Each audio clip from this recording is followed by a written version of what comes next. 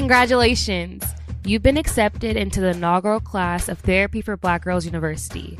Whether you're packing for a new year on campus, thinking through your gap year, enrolling in a community college, or grabbing your souls for graduation, TBG U is here to help you thrive at this stage of your life and beyond. Hi, I'm Zaria Taylor, and I'm the TBG podcast production intern. We'll return to Jaina right after the break. This is Dr. Joy Harden-Bradford from Therapy for Black Girls. On my podcast, I talk a lot about the importance of connections. That's something AT&T appreciates too, because AT&T is the original connectivity company, and they specialize in keeping all of us in touch with what we value most. Finding your purpose in today's world is trickier than ever, but thanks to the kind of connectivity we have through AT&T, we're all able to reach out and grow in ways like never before, and make those connections that inspire us, heal us, and unite us. Connect with your interests, change your path, and your purpose. Connecting changes everything. AT&T. Many people feel anxious when they think about finances. It can feel overwhelming, stressful, and even hopeless, especially when you're first starting out and don't know what to do. But when you have a solid financial plan in place, this anxiety turns into confidence. You can regain a sense of control over your life and improve your self-esteem. How do you build financial confidence? Intuit is the financial platform that helps everyday people prosper. Whether you're trying to manage your money or trying to run a business, Intuit gives you the confidence to take control of your finances so you can live your best life. Intuit helps you take control of your finances through products like TurboTax, Credit Karma, QuickBooks, and MailChimp. Intuit has helped 100 million people live their best financial lives. Visit Intuit.com, Intuit.com to start living yours. Let's get into it. Introducing the revolutionary mascara from CoverGirl that adds extreme volume, up to 300% more volume than bare lashes. New Lash Blast Cleantopia is a plant-powered mascara that delivers lush, clean volume. Made with 72% natural origin ingredients and infused with cellulose plant fibers, Cleantopia is like a green thumb for your lashes. For lush, check-me-out lashes that last up to 24 hours with no smudging, no flaking, and no clumps. Put the power of plants to work for you with new Lash Blast Cleantopia Mascara, only from Easy Breezy Beautiful CoverGirl. Winter break has either commenced or is about to commence at most universities. If you're a student, then you know that the transition of having your own dorm room and being able to go out whenever you want to coming home and having a curfew can be a rough experience. For this month's episode, I wanted to put together a roundtable discussion with other college students to affirm and share our own experiences navigating our relationships with our loved ones in college.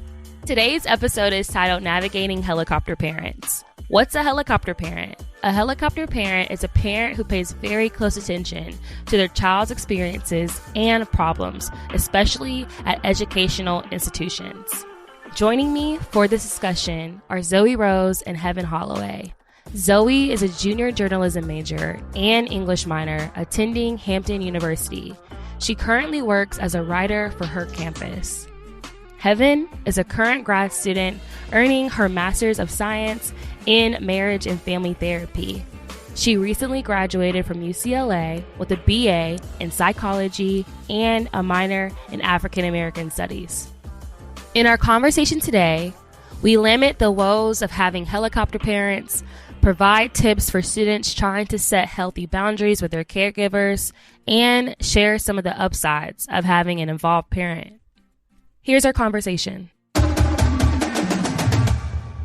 Hi, Zoe. Hi, Heaven. Thank you for being here today. So I'm so excited. We're talking about helicopter parents. And so to kick us off, I want to start off with some definitions to get us grounded.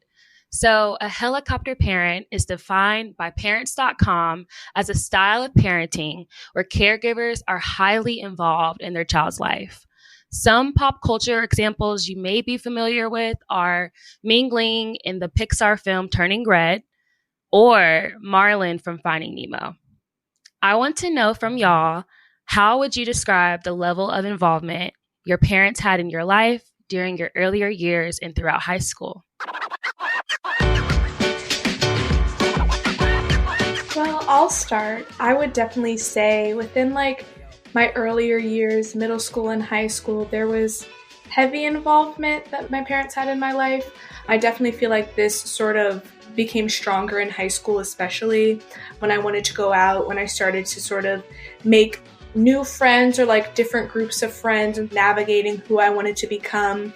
I definitely felt like that influence of, say, a helicopter parent was very strong and didn't necessarily level out. Usually it levels out your senior year and then you step into that freedom of college. But I feel like definitely all throughout my 4 years of high school, it was this heavy influence of helicopter parenting that was definitely felt. And I can say that entering my college experience had its impacts on me and those lasting impacts from the way it was in high school for sure. Yeah, I would like to second everything Zoe said. I feel like definitely in high school, I felt the pressure of my parents' involvement. There was just a lot more rules, regulations surrounding, like Zoe said, like expanding friend groups, meeting new people, and things like that. And I feel like it didn't really let up until maybe my junior year of college, which is a really long time. So definitely a lot of involvement. And it started to lessen the more I got deeper into my undergraduate experience. But yeah, definitely strong.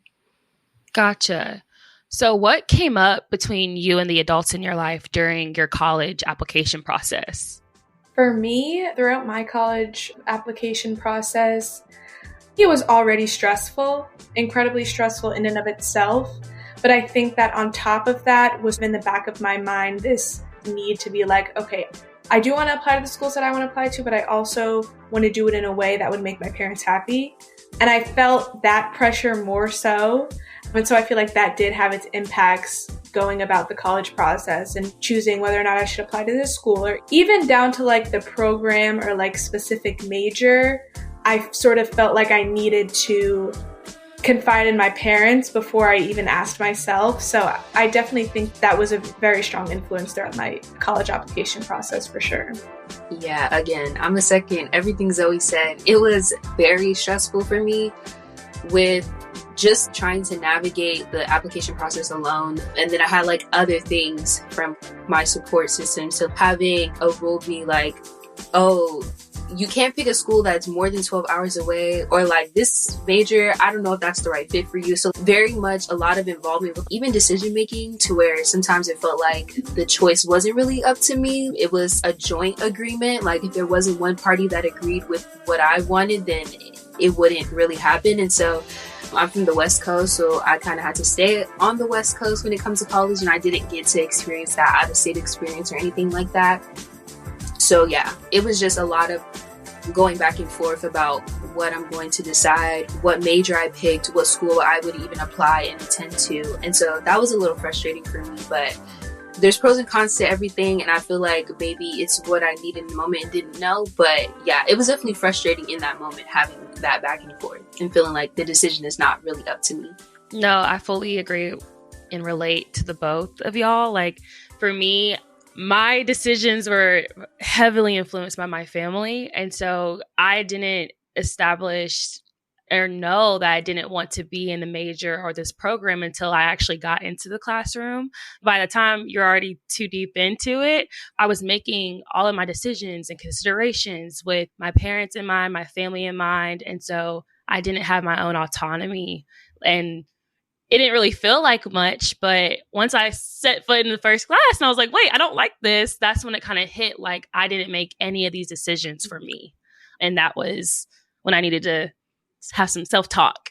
So Heaven, you touched on this already. Did you attend a local school, out of state? And did your parents have any influence on the type of schools that you applied to? Yes, definitely. I went to school in state. So I'm from California and LA area. So I went to UCLA.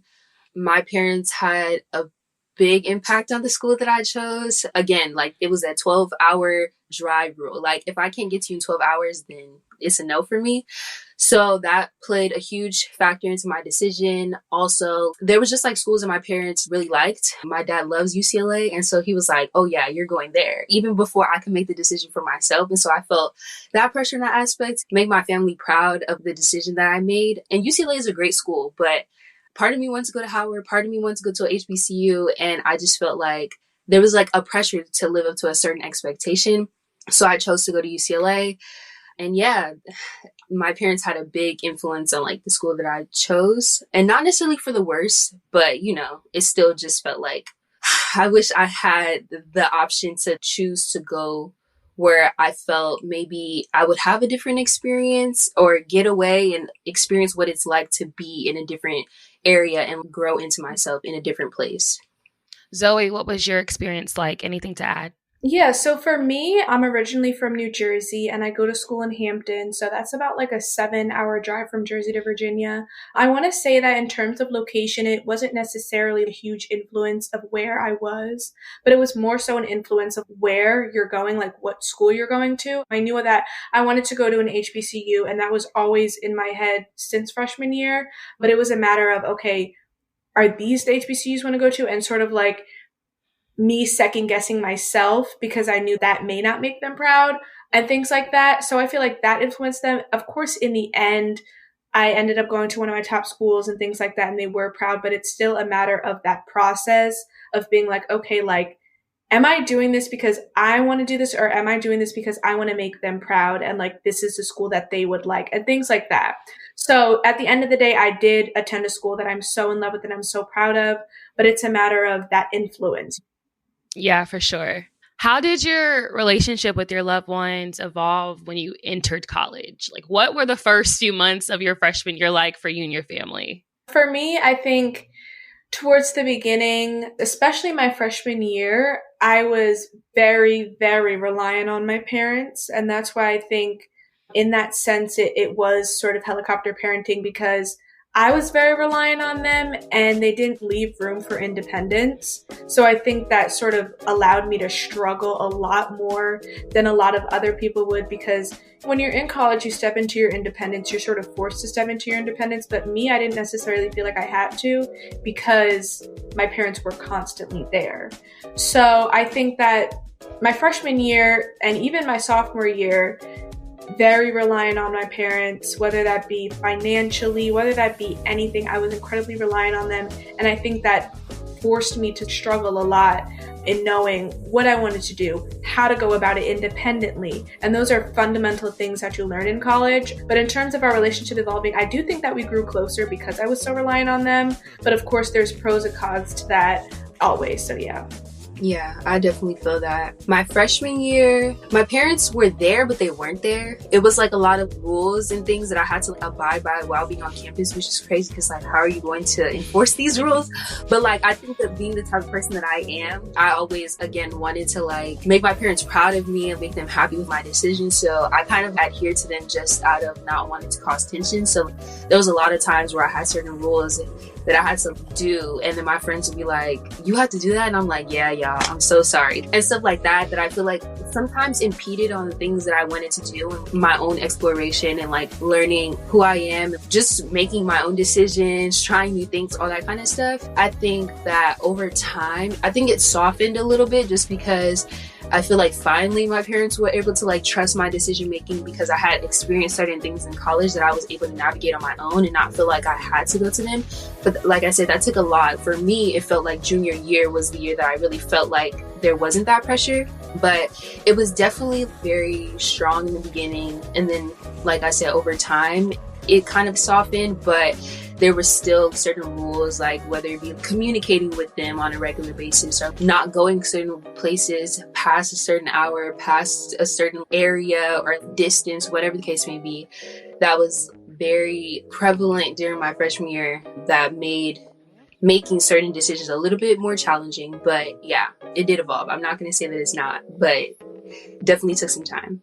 I'm curious to know, what were some of those examples that showed your parents, okay, maybe she's learning? For me, it was definitely having bad grades because it's not always realistic to have perfect grades all the time in college. So I think one of the key examples, I had a bad grade on a test, but I was able to bounce back and get a good grade in the class overall and like talk to them about how I was so frustrated with that aspect, but like didn't let that stop me from being able to get what I need to get done. So like go to office hours and things like that, being able to make decisions that overall would improve my situation instead of just being down on myself about the fact that I didn't get a good grade.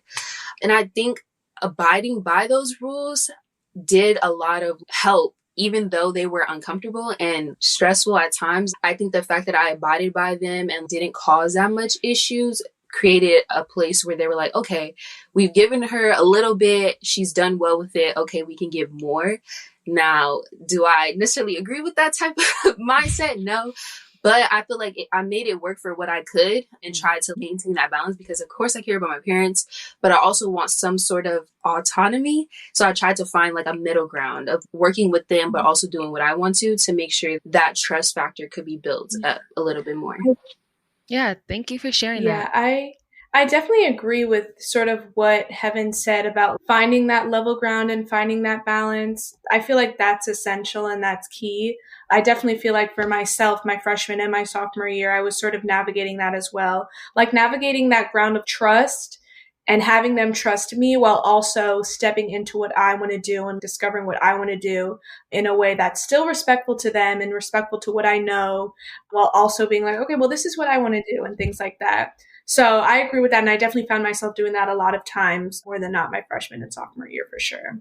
I love that y'all were able to find that middle ground. It's a weird play-by-play. It's a very weird play-by-play of I'm 18, I'm 17, like I'm grown, but you're not grown, but you're grown enough to be learning who you are. And it's just a whole lot of. Tell me about a situation where you wish you would have been given more independence and or space, and how did you handle that situation? I think for me, a time where I needed more space and things like that is obviously, I think it was my freshman year coming back home for break. I mean, you're piled with these questions of like, what are you doing with your major? What do you want to do with your career? Do you want to, like, those sort of questions? Oh, you need an internship before you graduate. What are you going to do post-grad? Those sort of questions piled up, and especially over a break where I just got finished with my finals. I'm coming home to reset and relax, and I feel like those questions are just a reminder of everything that I need to do. And on top of that, it's just the stress of things that they expect from me when I'm trying to go home and be in a space where I just want to relax and just not have to worry about school. So I think that that is a clear and concise situation that has happened to me that in that time, I really just needed space. I wanted to be home. I wanted to feel like I was home, but I was constantly reminded of my future. So I think that in that situation, at the time, I didn't necessarily handle it the right way just because I was like, oh, like, I don't know what I'm doing. It might have made the situation worse. But looking back at it now, I think that I would have just been like, look, I don't know what I'm doing, but I'm figuring it out. And I just need space. You know, setting those boundaries is essential, and also like communicating in the way that they can understand it's bothering me and I can effectively communicate how it's bothering me. For me, I had a little bit of a different experience. I wish I was given a little bit more room when it came to like outside campus excursions with my friends. Like I said before, I had that rule where there was like a certain limit on how far I could go from campus.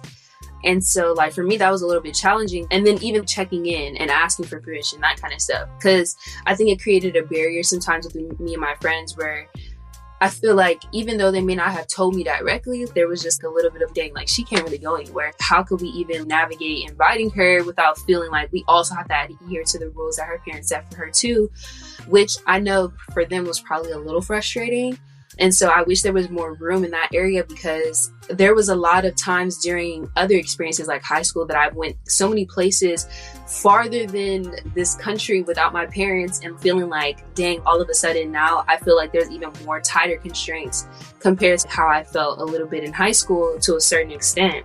And it just felt like sometimes limiting in the sense that I feel like I'm able to make my own decisions, have smart decision making. And maybe I don't know everything, but maybe I wish there was a little bit more trust in the fact that like if something were to happen, that I know who to call, I know how to get the help that I need, instead of just letting things happen and then things getting too bad to where there can never be any help or recovery. And I feel like that's mostly what it was, like a safety concern, which I get, but I just feel like it was limiting, and I feel like it limited my experience of what I could be involved in or what I could explore beyond just like being on campus, because everything is not on campus all the time. It's not. That is something that you don't recognize until you're already there without a car. So I'm curious, what was it like for the both of you to be home for the first time after a semester of living on your own? How did you navigate things like curfew, not eating in your room, or not being able to live the way you might have been living on campus? Yeah, I'll start. I think for me, it was definitely like hard sort of like navigating that, because for me, like, especially my freshman year, I was stepping into my own independence. I could go out whenever I wanted to. I could come back whenever I wanted to.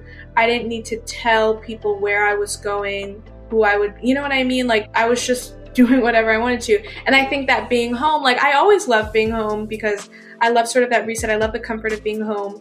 I didn't realize how difficult it would be to prove my independence. It felt like I was going backwards. I experienced all this independence at school, and now I'm going back home and I feel like I'm in high school again. So that's definitely what it felt like coming back on time and things like that. It was hard. It was hard to hang out with my friends and things like that, but I had to remember, like, well, this is how it is at home. So I sort of came to terms with it, but yeah.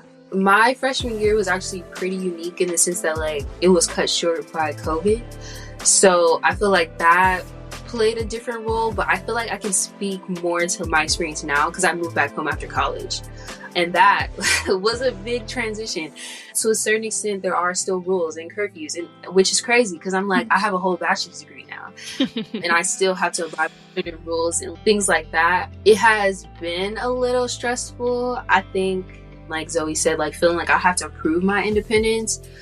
But I feel like at the end of the day, I had to come to terms with the fact that my parents are always going to have a certain perception of wanting to protect their child. In their eyes, I'm always going to be their kid. And I think being more cognizant of that, it made it a little bit easier for me to swallow that pill because there's nothing really I can do. At a certain point, it's beyond me. It's not really about me. It's more about, like, what they've experienced, like, who they are as people. And so, like, when I learn to not, like, personalize it and, like, internalize it and see it as, like, a reflection of, like, who I am as a person, my character and all that kind of stuff, I feel like it became easier for me. Don't get me wrong, it's still hard, but it just motivates me to be like, when I get my own stuff, I'm gonna be gone for good this time, and then, like, navigate that on my own. And it motivates me to, like, get to that point and not be here forever because it's not working for me all the time.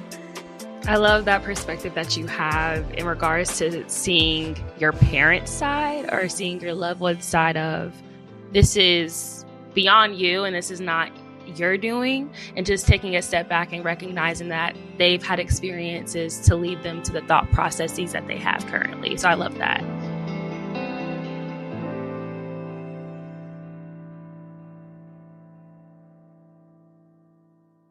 Hi, I'm Zaria Taylor, and I'm the TBG podcast production intern. We'll return to Jaina right after the break. On my podcast, I talk a lot about the importance of connections. That's something AT&T appreciates too, because AT&T is the original connectivity company, and they specialize in keeping all of us in touch with the people and things that we value most. Making connections is crucial in so many ways. Connecting means listening and building that bridge. It's about engaging with the world around us.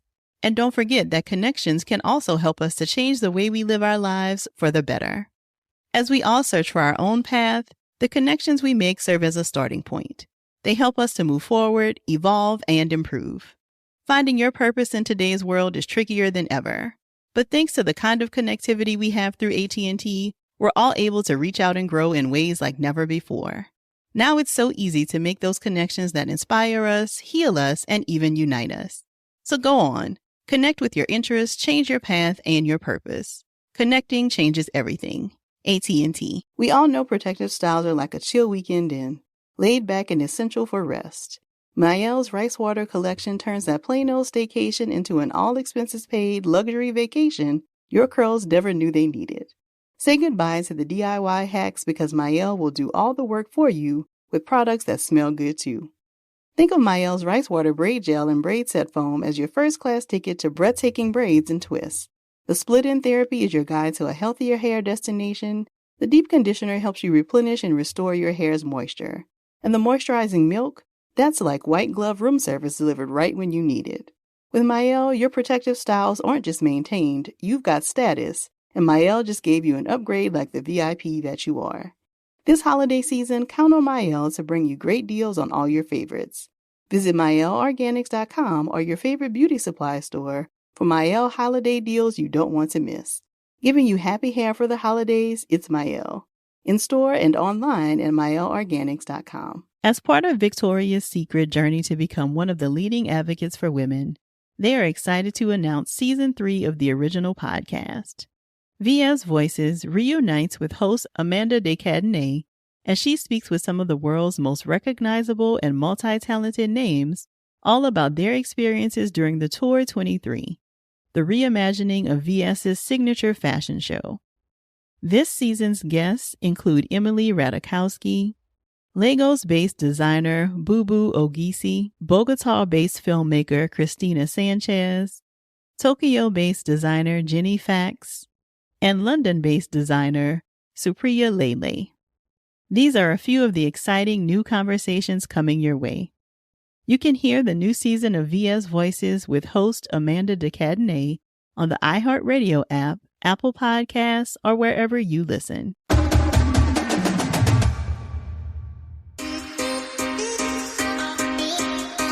How do you feel the adults in your life have influenced your personal growth and self-reliance? Can you share some specific ways it's impacted you? I think that the adults in my life have definitely made it difficult for self-reliance just because I've been very reliant on them because that's what I'm so used to. I feel like even in decision making, I sort of prioritize what my parents would do or what they would tell me to do as opposed to what I should do. And I think that makes it very difficult for self-reliance, especially living on your own, especially being in college. So I think those situations, especially when it comes to like money and things like that, like how I should spend my money, what should I spend it on? Am I effectively saving? Those things are direct impacts from what my parents have instilled in me, which of course I'm grateful for. But at the same time, it makes it difficult for me to actually step into that independence on my own. So yeah. I would say that I feel like I lived in a little bit of like cognitive dissonance. Like I was getting mixed messages from my family. Like I have some people that would tell me, go live your life. And then I have some people tell me, oh no, these are the rules that you have to abide by. So like in certain aspects, I did have a lot of encouragement. Like I said, with the whole grade situation and like having to be able to bounce back from that, like that was my own decision making. And the fact that I told my parents, they were kind of like, well, you know what you need to do to get that grade up. And I'm like, you're right. So I figured it out and made sure I made that work. And then I feel like from there, because I was able to get the grade up, they were like, okay, she did what we thought she was capable of doing. So for like the grade stuff, I feel like it was easy. I feel like the other stuff, like life things, it became a little bit more challenging just because my parents and my family have certain views and opinions, and I had to learn how to take what I can use and take what I resonated with and other things maybe not so much, and learn how to like negotiate with myself. What's important for me to hold on to? What level of my parents' advice and input do I value, and what part of it is like I don't necessarily align with? And like, again, being comfortable with making bad decisions and like making mistakes because that's the only way that you learn. And then the more that I brought my mistakes to my family post the fact, like I already did it, I already fixed it, blah, blah, blah, blah, then I feel like that created more autonomy. It's like, okay, she said that she experienced this hardship, bounced back, recovered, was able to figure it out. Okay, so we don't need to be involved type thing. So it's like that level of, do you have to tell your parents everything that you mess up or like everything that you do wrong? So I feel like there's less levels to it, and you just have to learn how to make it work for you and make it work for like the situation that you're in and the environment that you're in to keep a little bit of sanity intact.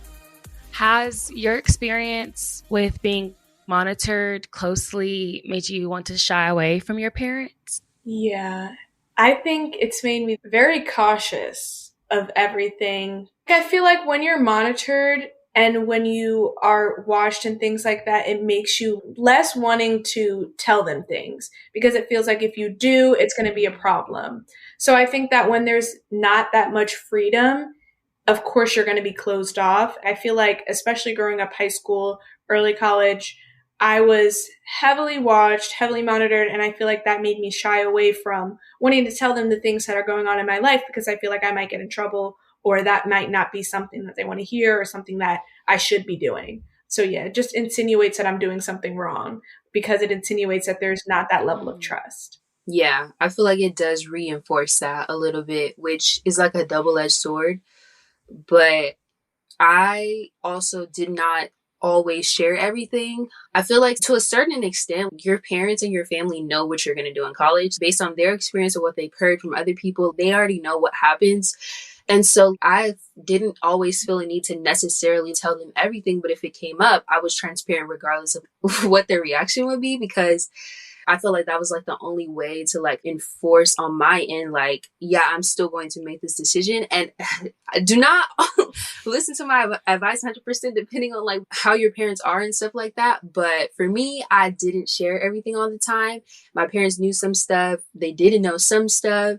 But I gauged what I wanted to share based on how much it aligned with what they believe, or like I said, if it got brought up, or if I even felt comfortable sharing, because there were some things I didn't necessarily feel comfortable with and I didn't want to have to explain myself. So like, yeah, it's a difficult situation to be in, especially if you're very close to your family.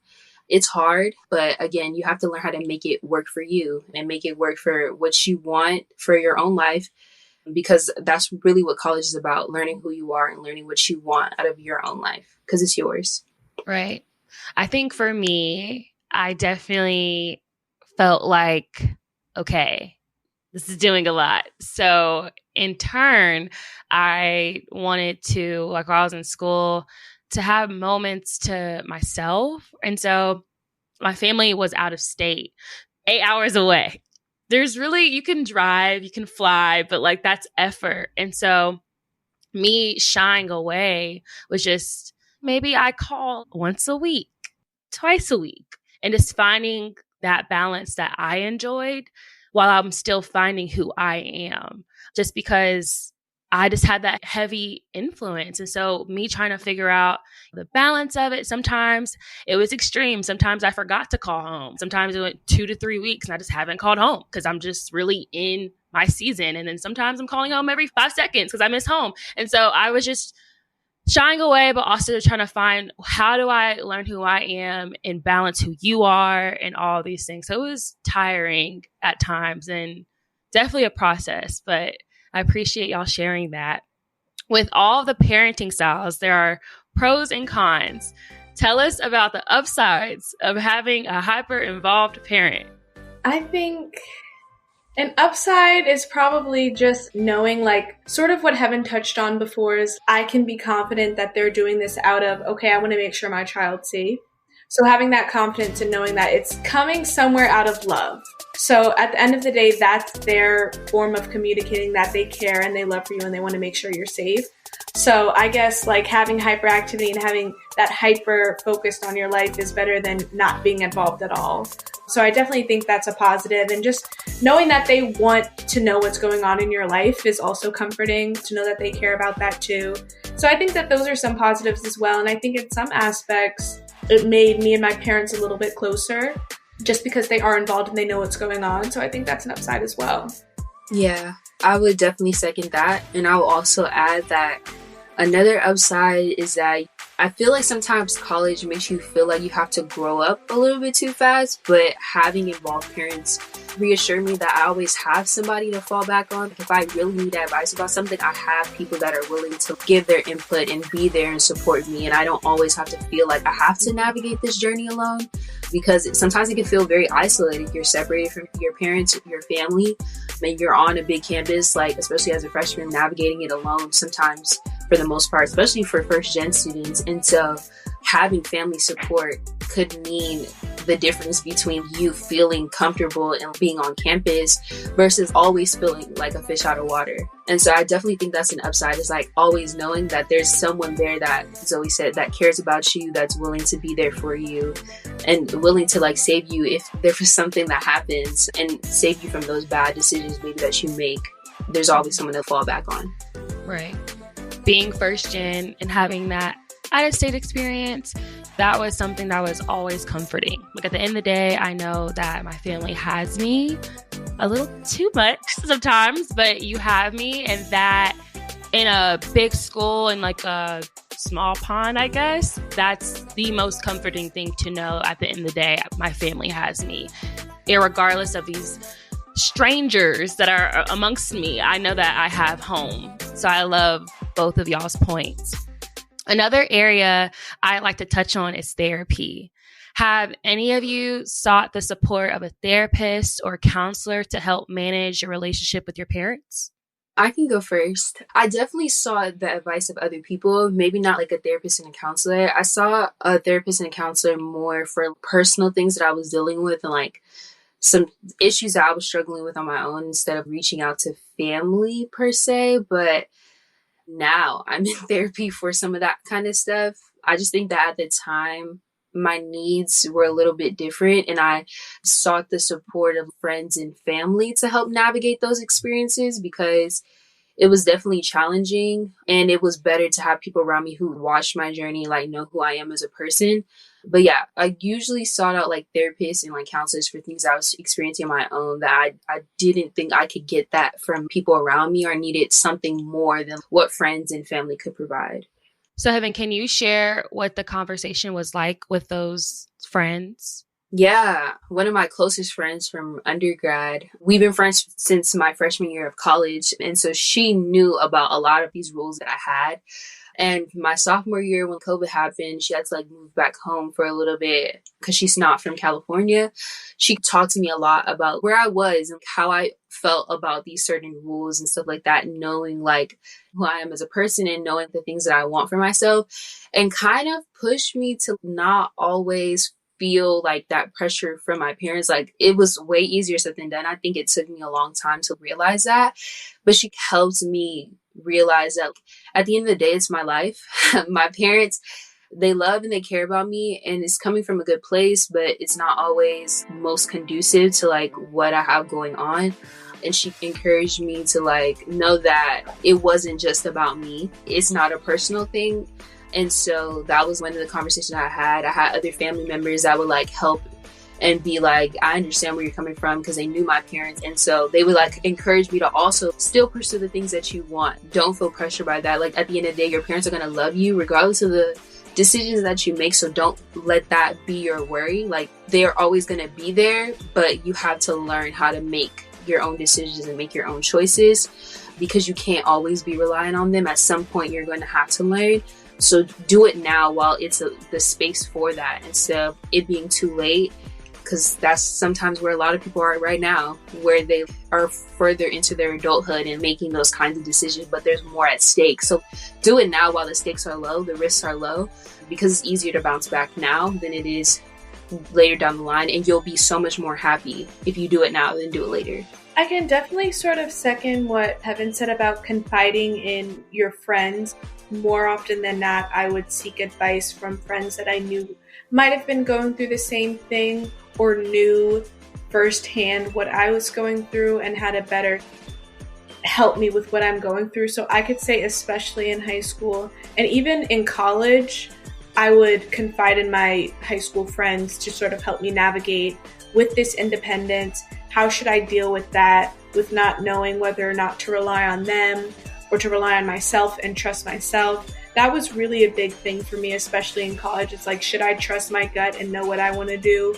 Or should I trust that my parents know what's best for me, even more than what I know what's best for me? So that was sort of a battling game that I had to navigate between myself, and my friends really helped me with that as well, for sure. I love that.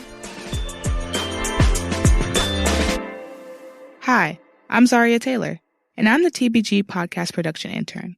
We'll return to Jaina right after the break.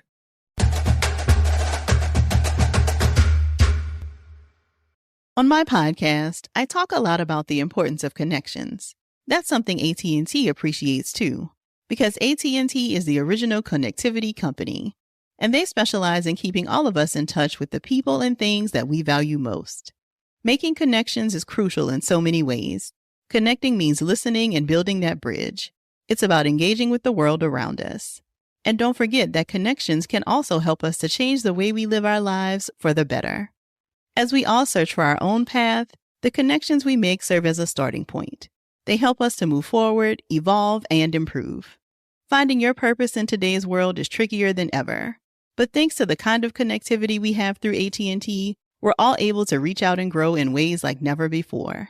Now it's so easy to make those connections that inspire us, heal us, and even unite us. So go on, connect with your interests, change your path, and your purpose. Connecting changes everything. AT&T. Time to share more about the hair care line that's as sweet as it sounds. Maelle's Pomegranate and Honey collection is designed specifically for all type 3 and 4 girlies looking to achieve superior curl definition and hold.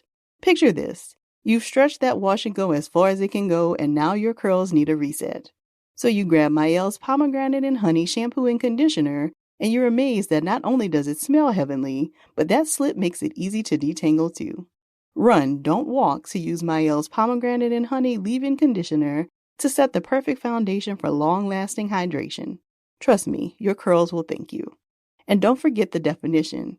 This collection has 6 amazing stylers that range from their curl smoothie to their max gel styler for those soft to high hold looks. This holiday season, count on Maelle to bring you great deals on all your favorites. Visit MaelleOrganics.com or your favorite beauty supply store for Maelle holiday deals you don't want to miss. Giving you happy hair for the holidays, it's Maelle. In-store and online at MaelleOrganics.com. As part of Victoria's Secret journey to become one of the leading advocates for women, they are excited to announce Season 3 of the original podcast. VS Voices reunites with host Amanda de Cadenet as she speaks with some of the world's most recognizable and multi-talented names all about their experiences during the Tour 23, the reimagining of VS's signature fashion show. This season's guests include Emily Ratajkowski, Lagos-based designer Bubu Ogisi, Bogota-based filmmaker Christina Sanchez, Tokyo-based designer Jenny Fax, and London-based designer Supriya Lele. These are a few of the exciting new conversations coming your way. You can hear the new season of VS Voices with host Amanda de Cadenet on the iHeartRadio app, Apple Podcasts, or wherever you listen. What advice do you have for other college students who may be dealing with helicopter parents and trying to assert their independence? Yeah, I think that the main thing is communication and setting boundaries. I think that it's very difficult, especially because they're your parents. You don't want it to come off as a way that's disrespectful.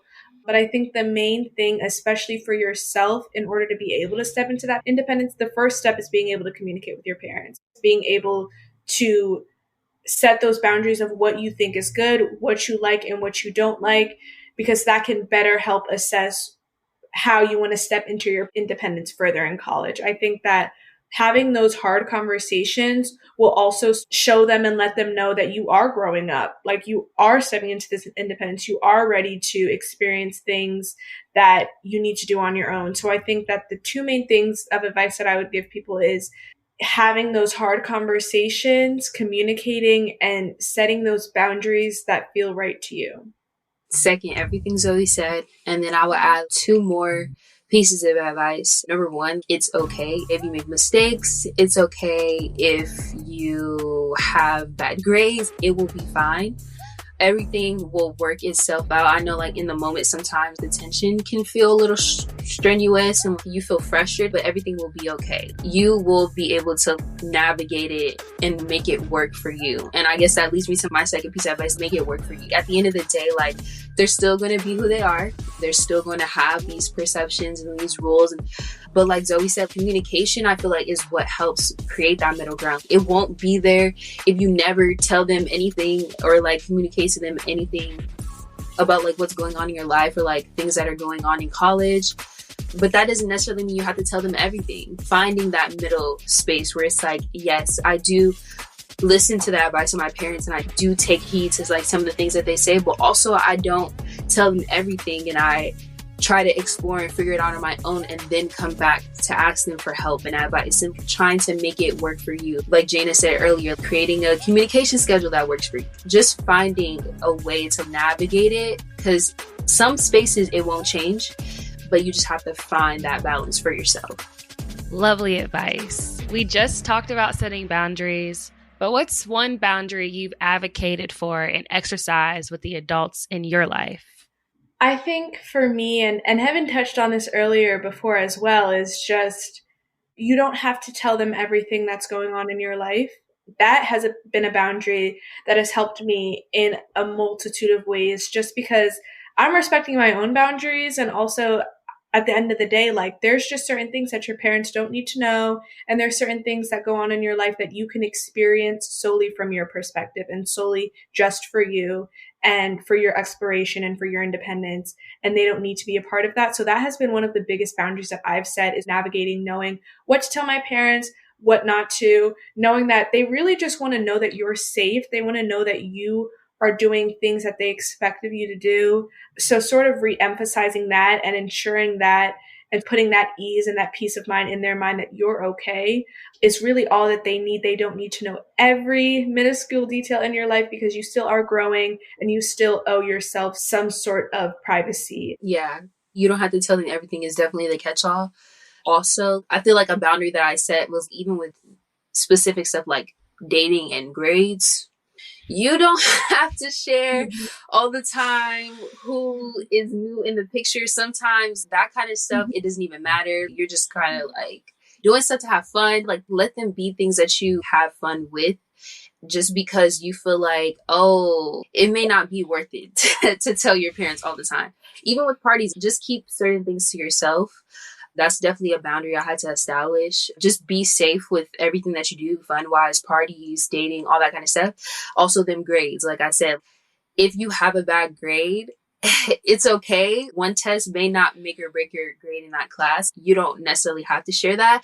And no one's sending progress reports home. And at the end of the day, all that matters is that you got that degree. So like if you're having bad grades, as long as you know like what steps you need to take to make it work and that it doesn't get too bad to where you get put on probation and stuff like that, you don't have to share that kind of stuff. Keep it to yourself. I know it's a weird transition for being in high school and like your parents know your grades and now they don't have access to that information, but like it's okay to keep certain things to yourself, especially when you're having fun and still learning what college is like.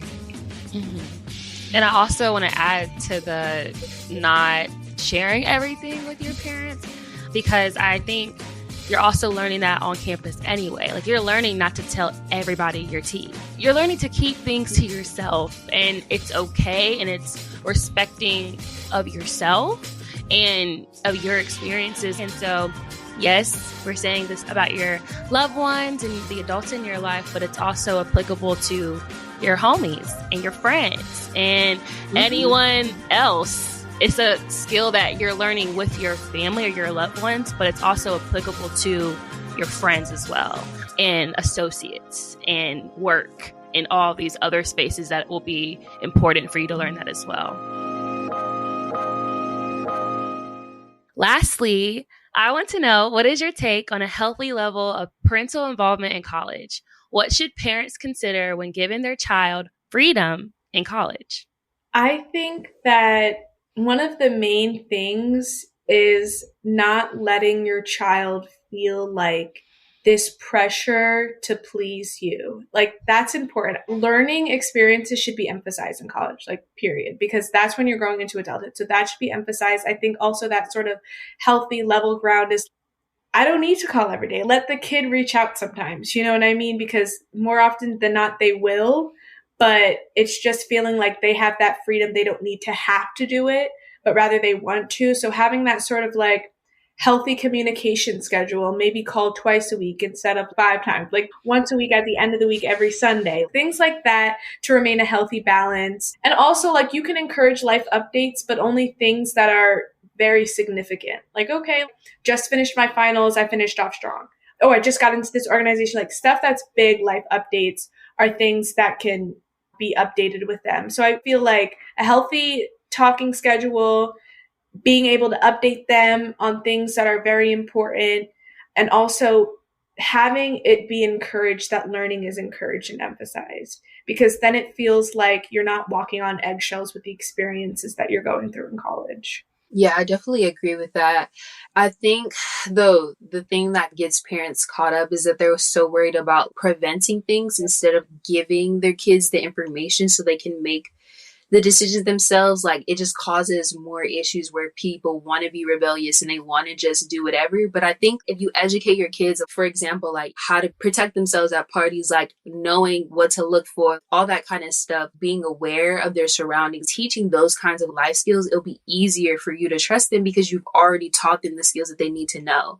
Like, even regards to safe sex practices and stuff like that, I feel like there's more of the prevention thing than trying to communicate and educate people. So like, just educate students about what they might experience at college, because a lot of things are bound to happen. But if they have the tools there, then it's easier for them to use those tools and apply them to situations that they have, from grades to social things, friendships, all of that kind of stuff. Just teach them, educate them on what they may experience in a way that's not causing there to be a negative perspective, and just more of, I just want you to know these things that may happen, so that way you know how to navigate these situations, and just be supportive of the decisions that they choose to make.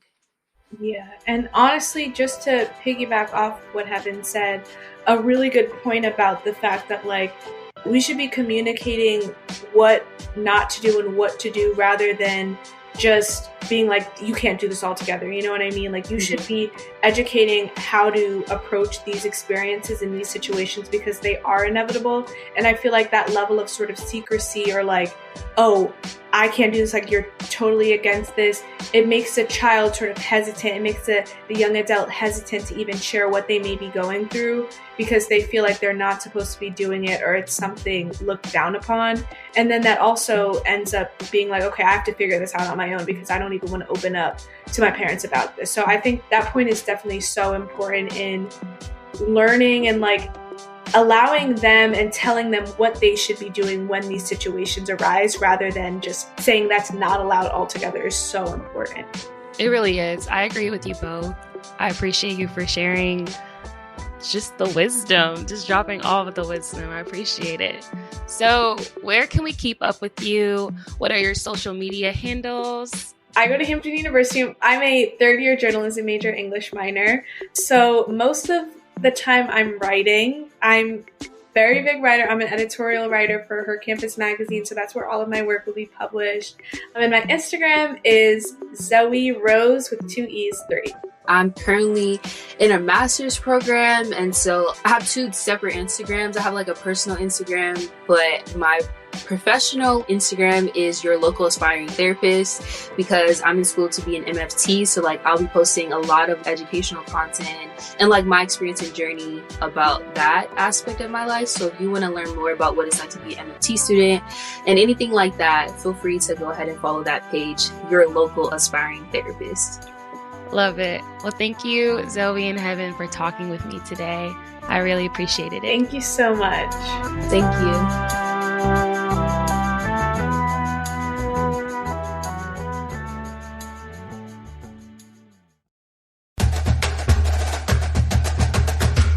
I want to thank Zoe and Heaven once again for joining us for this episode.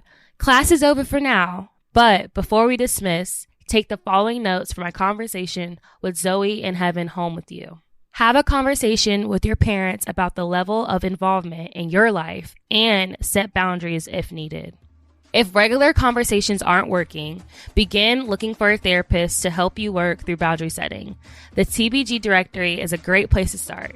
If you're a journaler, make a list of everything you're willing to share with your parents versus things you prefer to keep to yourself. To learn more about the work Zoe and Heaven are doing, or to do more research on this topic, be sure to visit therapyforblackgirls.com/TBGU. This episode was produced by Frida Lucas, Elise Ellis, and Zaria Taylor. Editing is by Dennison L. Bradford.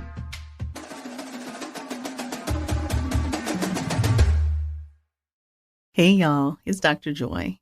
As women, we put our heart and soul into everything we do. Our heart is what makes us powerful.